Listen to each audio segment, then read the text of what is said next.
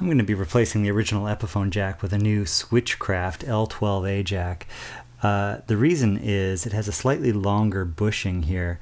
These Epi jacks are notorious for falling into the body of the guitar at the worst possible moment.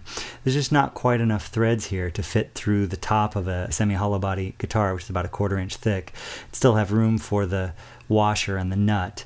And hold tightly. So with these extra threads here, I'm hoping to be able to fit on a lock washer in addition to the regular washer and the nut and have it hold on nice and tight.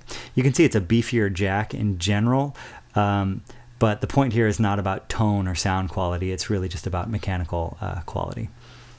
Now, if you don't have a data sheet for your jack, or you're not sure which lug is which, you can use a multimeter like this and put it in continuity mode, where it'll beep anytime the connection is made, or you can put it in resistance mode and just look for 0 resistance. And what we're trying to do is figure out which lug is connected to the sleeve of the plug and which is connected to the tip. Sleeve is for the ground and tip is for the signal. So I'm just going to plug it in because this will make it easier to check. And I'm going to put one end of the multimeter lead on the sleeve and then check the 3 lugs. And it turns out to be this this right lug. So this is the one we'll connect to ground. And then for the tip, which is the signal, I'll put the lead of the multimeter on the tip and check the other 2. And it's this lug over here. So this is ground and this is signal.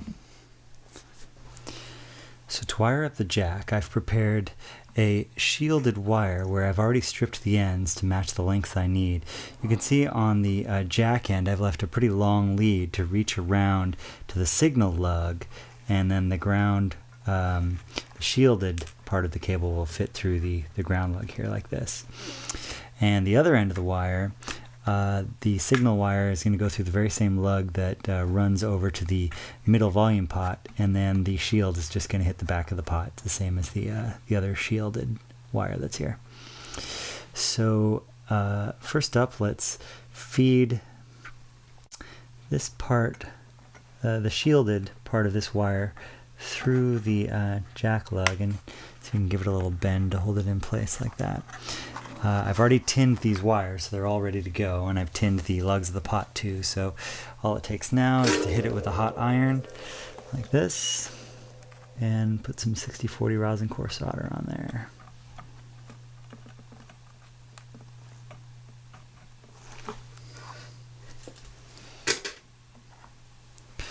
So for this signal wire, I've given it a little bend like this, and I'm just going to melt the solder I've already applied to the lug and feed it on through and let the solder melt right over both of them.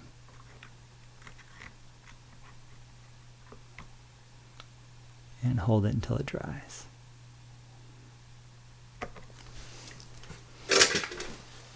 Now for the other end of the wire, I'm just going to use the same technique I showed previously with the middle volume pot.